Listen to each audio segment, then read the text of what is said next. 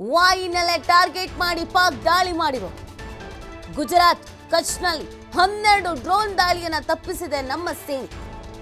12 ಪಾಕ್ ಡ್ರೋನ್ಗಳನ್ನ ತಟಸ್ಥಗೊಳಿಸಿದ ಭಾರತೀಯ ಸೇನೆ. ಕಾನ್ಸಾ, ಬುಜ್, ಲಖಿನಾಲಾ ಪ್ರದೇಶಗಳಲ್ಲಿ ಪಾಕ್ ದಾಳಿಯಾಗಿದೆ. ಚಿನಾರ್ ಕಾರ್ಪ್ಸ್ ಕೇಂದ್ರ ಕಚೇರಿ ಮೇಲೆ ದಾಳಿ, ಸೇನಾ ಕಚೇರಿ ಮೇಲೆ ಡ್ರೋನ್ ದಾಳಿಗೆ ಯತ್ನ. ಪಾಕ್ ಡ್ರೋನ್ ಹೊಡೆದುರುಳಿಸಿದ ಹೆಮ್ಮೆಯ ಭಾರತೀಯ ಸೇನೆ. ಒಂದೇ ಗಂಟೆಯಲ್ಲಿ 100ಕ್ಕೂ ಹೆಚ್ಚು ಡ್ರೋನ್ ದಾಳಿಯಾಗಿದೆ. ಒಂದೇ ಒಂದು ಗಂಟೆಯಲ್ಲಿ 100ಕ್ಕೂ ಹೆಚ್ಚು ಡ್ರೋನ್ ದಾಳಿ ಆಗಿರೋದನ್ನ ನಾವಿಲ್ಲಿ ನೋಡ್ಬೇಕಾಗತ್ತೆ. ಉಧಂಪುರ್ನಲ್ಲಿ ಪಾಕ್ನಿಂದ ಭಾರಿ ಶೆಲ್ ದಾಳಿ ಮಾಡಲಾಗಿದೆ. ಜಮ್ಮು ಕಾಶ್ಮೀರದ ಉಧಂಪುರದಲ್ಲಿ ಪಾಕಿಸ್ತಾನ ಭಾರಿ ಶೆಲ್ ದಾಳಿಯನ್ನ ನಡೆಸಿರೋದು. ಭಾರತದ air defence system high alert ಆಗಿತ್ತು. ಭಾರತದ ಚಿನಾರ್ ಕಾರ್ಪ್ಸ್ ಹೆಡ್ ಕ್ವಾರ್ಟರ್ಗೆ ಟಾರ್ಗೆಟ್ ಅನ್ನ ಮಾಡಿಕೊಂಡಿತ್ತು ಪಾಕಿಸ್ತಾನ. ಶ್ರೀನಗರದಲ್ಲಿರುವಂಥ ಸೇನೆಯ ಚಿನಾರ್ ಕಾರ್ಪ್ಸ್ ಹೆಡ್ ಕ್ವಾರ್ಟರ್ ಮೇಲಿನ ಅಟ್ಯಾಕ್ ಯತ್ನವನ್ನ ಭಾರತದ ವಾಯುಪಡೆ ವಿಫಲಗೊಳಿಸುವಲ್ಲಿ ಸಕ್ಸಸ್ ಆಗಿದೆ. ಪಾಕ್ ದಾಳಿಗೆ ಜಮ್ಮುವಿನಲ್ಲಿ ಬಿಎಸ್ಎಫ್ ಸಬ್ ಇನ್ಸ್ಪೆಕ್ಟರ್ ಇಮ್ತಿಯಾಜ್ ಸಾವನ್ನಪ್ಪಿದ್ದಾರೆ. ನಗ್ರೋಟಾ ಮಿಲಿಟರಿ ನೆಲೆ ಮೇಲೆ ಉಗ್ರರ ದಾಳಿಯ ಯತ್ನ ನಡೆಸಲಾಗಿದೆ. ಉಗ್ರರೊಂದಿಗೆ ಸೇನಾಪಡೆ ರಾತ್ರಿ ಗುಂಡಿನ ಚಕಮಕಿ ನಡೆಸಿದೆ. ದಾಳಿ ಬಳಿಕ ಕಾಡಿನಲ್ಲಿ ತಲೆಮರೆಸಿಕೊಂಡಿರುವಂಥ ಉಗ್ರರಿಗಾಗಿ ಶೋಧ ನಡೆಸಲಾಗ್ತಾ ಇದೆ. ಇತ್ತ ಇವರು ಸೇನೆಯಿಂದ ಅಟ್ಯಾಕ್ ಆಗ್ತಿದೆ, ಅತ್ತ ಉಗ್ರರಿಂದ ಅಟ್ಯಾಕ್ ಆಗ್ತಾ ಇದೆ. ಇದನ್ನ ಇವರು ಕದನ ವಿರಾಮ ಅಂತ ಕರೆಯೋದು. ಇವರಿಗೆ ಅದರ ಅರ್ಥನೂ ಗೊತ್ತಿಲ್ಲ.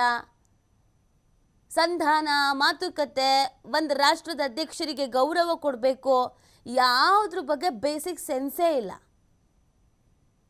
ಇವರನ್ನ ನಾವು ಹೆಂಗೆ ಎಲ್ಲ ರಾಷ್ಟ್ರಗಳಂತೆ ಇವರು ಒಂದು ಅಂತ ಹೆಂಗೆ ಜಡ್ಜ್ ಮಾಡೋದು ಹೇಳಿ?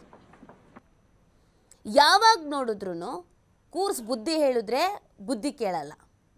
ಆಯಿತು, ಅವ್ರಿಗೆ ಒಂದು ಸ್ವಂತ ಬುದ್ಧಿ ಅಂತ ಇದೆಯಾ ಪಾಕಿಸ್ತಾನದವರಿಗೆ ಅಂತ ನೋಡೋಣ ಅಂತಂದರೆ ಸ್ವಂತ ಬುದ್ಧಿ ಒಂಚೂರು ಇಲ್ಲ, ತಲೆ ತುಂಬ ಲದ್ದಿನೇ ತುಂಬಿಕೊಂಡಿದೆ. ಡೊನಾಲ್ಡ್ ಟ್ರಂಪ್ ಅವರು ಇಂಗ್ಲೀಷಲ್ಲಿ ಟ್ವೀಟ್ ಮಾಡಿಬಿಡ್ತಾರೆ, ನೋಡಿ ಎರಡೂ ದೇಶಗಳ ನಡುವೆ ಈ ಯುದ್ಧ ಅನ್ನೋದು ಬೇಡ, ಅದನ್ನು ಸಂಧಾನ ಮಾಡ್ತಾ ಇದ್ದೀವಿ, ನಿಲ್ಲಿಸಿ. ಸೊ ಎರಡೂ ದೇಶಗಳು ಕಾಮನ್ ಸೆನ್ಸನ್ನು ಯೂಸ್ ಮಾಡಿ ಅಂತ. ಮೇ ಬಿ ಪಾಕಿಸ್ತಾನದವ್ರಿಗೆ ಇಂಗ್ಲೀಷಲ್ಲಿ ಡೊನಾಲ್ಡ್ ಟ್ರಂಪ್ ಅವರು ಟ್ವೀಟ್ ಮಾಡಿದ್ದಕ್ಕೆ ಓದಕ್ಕೆ ಬರಲಿಲ್ವೋ ಏನೋ ಗೊತ್ತಿಲ್ಲ. ಮುಂದ್ಗಡೆ ಬಾಗಿಲಿಂದ ಹೋಗಿ ಸಂಧಾನ ಅಂತಾರೆ, ಹಿಂದ್ಗಡೆ ಬಾಗಿಲಿಂದ ಬಂದು ಇಲ್ಲಿ ಗುಂಡಿನ ದಾಳಿ ಮಾಡ್ತಾರೆ.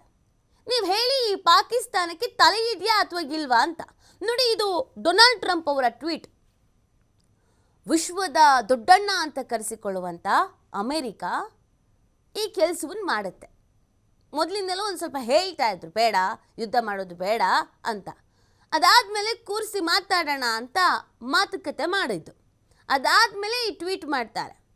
ಮೇ ಬಿ ಈ ಟ್ವೀಟ್ ಓದಕ್ಕೆ ಬಂದಿರೋಕ್ಕಿಲ್ಲ, ನಮ್ಮ ಬಗ್ಗೆನೇ ಮಾತಾಡ್ತಾರೆ ಅಂತ ಗುಂಡಾರಿಸಿದ್ರು ಏನೋ ಗೊತ್ತಿಲ್ಲ.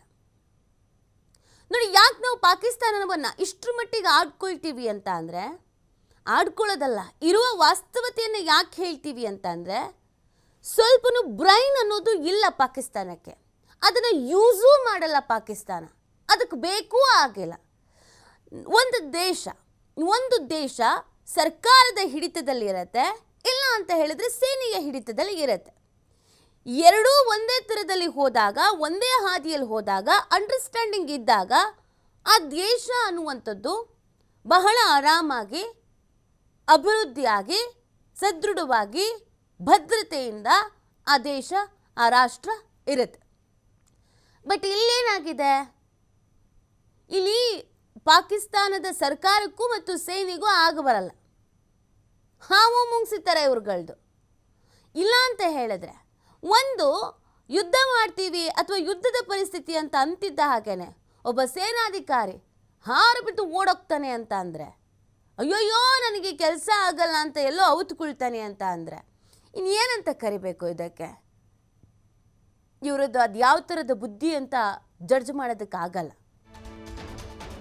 ಗುಜರಾತ್ನ ನಾಲಿಯಾ ಏರ್ಬೇಸ್ ಮೇಲೆ ದಾಳಿ, ಸೇನಾ ಕಚೇರಿ ಮೇಲೆ ಡ್ರೋನ್ ದಾಳಿಗೆ ಯತ್ನ. 4 ಗಡಿ ರಾಜ್ಯಗಳಲ್ಲಿ ಪಾಕಿಸ್ತಾನ ಡ್ರೋನ್ ದಾಳಿ. ಪಾಕಿಸ್ತಾನದ ಡ್ರೋನ್ ದಾಳಿಯನ್ನು ಖಚಿತಪಡಿಸ್ತಾ ಇದೆ ನಮ್ಮ ಸೇನೆ. ಹೌದು, 4 ಗಡಿ ರಾಜ್ಯಗಳಲ್ಲಿ ಪಾಕಿಸ್ತಾನ ಡ್ರೋನ್ ದಾಳಿಯನ್ನು ಮಾಡಿದೆ. ಪಾಕಿಸ್ತಾನದ ಡ್ರೋನ್ ದಾಳಿಯನ್ನ ಸೇನೆ ಖಚಿತಪಡಿಸ್ತಾ ಇದೆ. ಮೊದಲಿಗೆ ಏನು ಕದನ ವಿರಾಮ ಅಂತ ಹೇಳಿದ್ರು, ಅದಾದ ನಂತರ ಇವರು ದಾಳಿಯನ್ನ ಮಾಡಿರುವಂಥದ್ದು. ಆ ದಾಳಿಯನ್ನ ಕನ್ಫರ್ಮ್ ಮಾಡಲಾಗ್ತಾ ಇದೆ, ಹೌದು ಈ ಥರ ದಾಳಿಯನ್ನ ಮಾಡಿದ್ದಾರೆ ಅಂತ. ಸೊ ಈಗ ಹೇಳಿ ಭಾರತಕ್ಕೆ ಏನು ಮಾಡಬೇಕು? ಎಲ್ಲ ಸಂಧಾನ ಮಾಡ್ಸಕ್ಕೆ ಬಂದಿದ್ರಲ್ಲಪ್ಪ, ಏನು ಮಾಡಬೇಕು ಹೇಳಿ. ಇದ್ರ ಜೊತೆಗೆ ನಿಂತ್ಕೊಳ್ಳೋಕ್ಕೆ ಅಂತ ಹೋಗಿದ್ರಲ್ಲಪ್ಪ ಕೆಲವು ರಾಷ್ಟ್ರಗಳು ಮರ್ಯಾದೆ ಬಿಟ್ಕೊಂಡು, ಚೀನಾ ಇನ್ನು ಕೆಲವು ರಾಷ್ಟ್ರಗಳು. ನೀವು ಹೇಳಿ, ನಾಳೆ ದಿನ ಇವ್ರು ನಿಮ್ಮ ಜೊತೆಗೂ ಇದೇ ಥರ ಇರಲ್ಲ ಅಂತ ಏನು ಗ್ಯಾರಂಟಿ? ಯಾವ ದೇಶದ ವಿಶ್ವಾಸಕ್ಕೆ ಅರ್ಹರಾಗಿದ್ದಾರೆ ಈ ಪಾಕಿಸ್ತಾನದವರು? ಯಾವ ಮಾತಿಗೆ ಬದ್ಧರಾಗಿದ್ದಾರೆ ಈ ಪಾಕಿಸ್ತಾನಿಗಳು? ಯಾರ ಜೊತೆಗೂ ಬದ್ಧತೆ ಅನ್ನೋದು ಕಾಪಾಡಿಕೊಂಡಿಲ್ಲ. ಯಾವ ದೇಶದ ವಿಶ್ವಾಸವನ್ನ 100% ಕಾಪಾಡಿಕೊಂಡಿಲ್ಲ.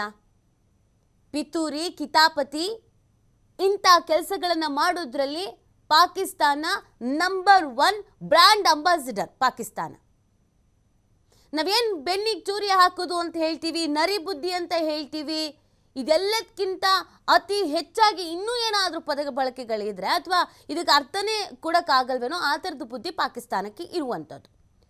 ನೋಡಿ, ನಮ್ಮ ದೇಶದಲ್ಲಿ ಯಾವುದೇ ಎರಡು ಊರುಗಳ ನಡುವೆ ಊರಿನ ಯಜಮಾನ ಅಂತ ಅನ್ನೋರು, ಜಮೀನ್ದಾರು ಅಂತ ಅನ್ನೋರು, ಇನ್ಯಾರೋ ಒಬ್ಬ ಲೀಡರು ಅಂತ ಅನ್ನಿಸ್ಕೊಂಡವರು ಒಂದು ರಾಜ್ಯ ಸಂಧಾನ ಮಾಡ್ತಾರೆ ಅಂತಂದರೆ ಆ ಮನುಷ್ಯನಿಗೆ ಗೌರವ ಕೊಟ್ಟು ಅದನ್ನು ಬಿಟ್ಟುಬಿಡ್ತಾರೆ. ಇದು ನಮ್ಮ ಸಂಸ್ಕೃತಿ, ನಮ್ಮ ನೆಲ, ನಮ್ಮ ಹೆಗ್ಗಳಿಕೆ. ಇದು ಒಬ್ಬರಿಗೆ ಗೌರವ ಕೊಡೋದು.